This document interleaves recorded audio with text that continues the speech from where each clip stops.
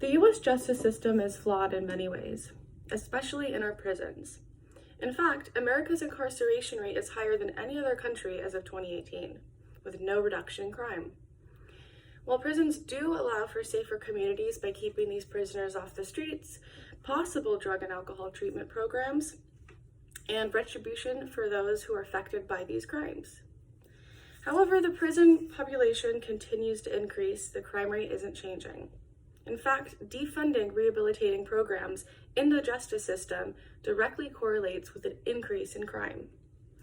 And thus, the Federal Bureau of Prisons should require programs and resources to inmates throughout the United States prison system that will ensure a lower rate of recidivism while rehabilitating those who are incarcerated, ultimately lowering crime rate and prison population.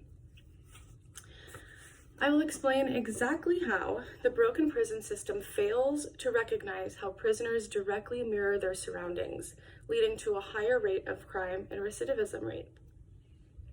It is to no surprise that prison is not supposed to be an enjoyable experience, although if there were more focus on the improvement of prisoners rather than punishment, we would see a change in incarceration rate. Prisoners directly reflect the societies they inhabit. Christopher Zukis, the author of the Federal Prison Handbook, has discovered that inmates who are humanely treated, given a measure of privacy and access to activities that stimulate the mind, body, and spirit, you'll see a lower rate of incarceration and recidivism. According to Zukis, there are many underlying factors that contribute to a broken prison system, including lack of access to education, proper nutrition, and unfair targeting on non-white, socially disadvantaged citizens. The way prisoners are being treated directly reflects how they will treat others, as seen in the famous Stanford prison experiment. Ultimately, if we expect prisoners to rehabilitate themselves in order to create a safer society, we have to start with the root of the problem: life behind bars. Now that we have heard a few of the major issues with our prison system here in America, let's take a look at the statistics of recidivism and reincarceration. Recidivism, which is the tendency of a convicted criminal to reoffend after being released, is higher in the US than anywhere else in the world. The main factors that contribute to recidivism are social environment, events during incarceration, and most of all, adjusting back to normal life. Harvard Political Review states, to put it plainly, unhealthy minds can't make healthy choices. According to California Department of Corrections and Rehabilitation, California's recidivism rate has averaged around 50% over the past 10 years. American Psychological Association also states that 10 to 25% of prisoners suffer from serious mental illness, including major affective disorders and schizophrenia. These mental illnesses, if left untreated, can ultimately lead to recidivism and an unsafe environment in prison for everyone involved. Worldview Population also states the steps to be taken to reduce recidivism. Quote, the second is to assess the individual motivators, followed by choosing the appropriate treatment program.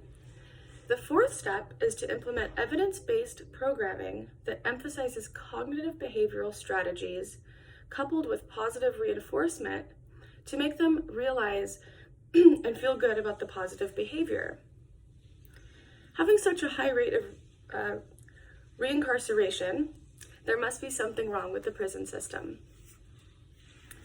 According to Harvard Political Review, by shifting the goal of incarceration towards rehabilitation, we can work to lower the rate of recidivism by investing in mental health care, devising personalized education plans for prisoners, and connecting prisoners with job opportunities and valuable skills to aid in creating a prison-to-work pipeline. Redirecting funds towards mental health care programs, drug and alcohol treatment, education has also been seen to reduce the rates of recidivism. Implicating programs forced by the Federal Bureau of Prisons to aid prisoners can not only save tax dollars, but will allow for a better life outside of prison.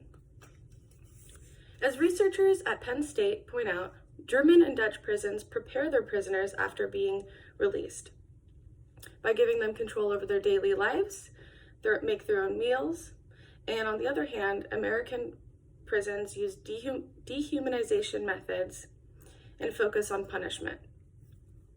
The lack of rehabilitation programs and strict dictatorship rules inside a prison makes daily functioning in normal society once released extremely difficult. My uncle also had these issues when released from prison after serving in Vietnam. He ended up in prison suffering from mental illness, and once released, his mental illness was worse because of the lack of resources in prison to rehabilitate him. So overall, we are aware that prisoners need reform and rehabilitation in order to function in normal society.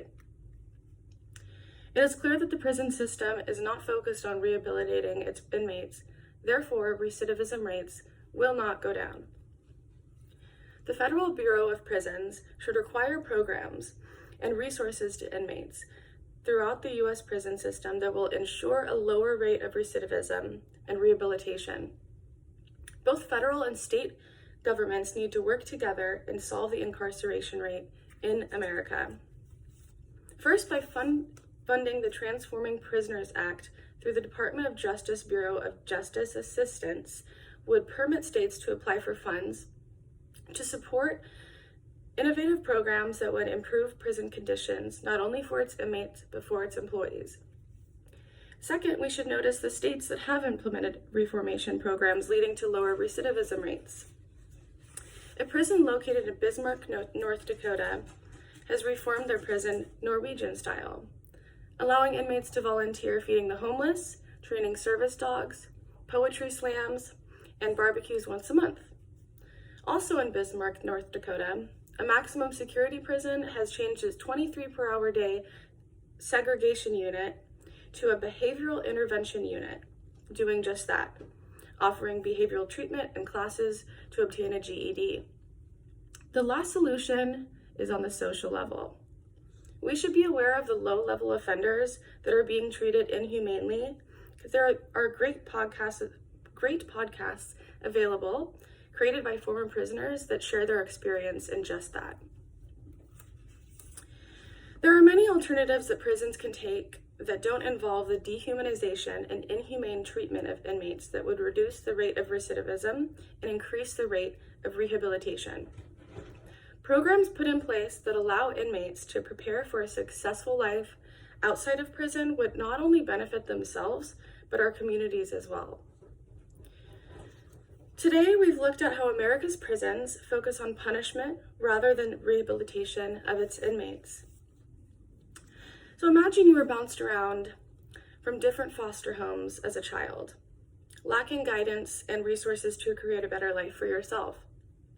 You commit a petty crime when you're a teenager and end up in jail, and in order to survive inside of those walls, you keep committing crimes. 25 years later, you're a changed man now, realizing the mistakes that you've made as a teenager. You've never had a cell phone. You've never driven a car, had a bank account, or even graduated from high school.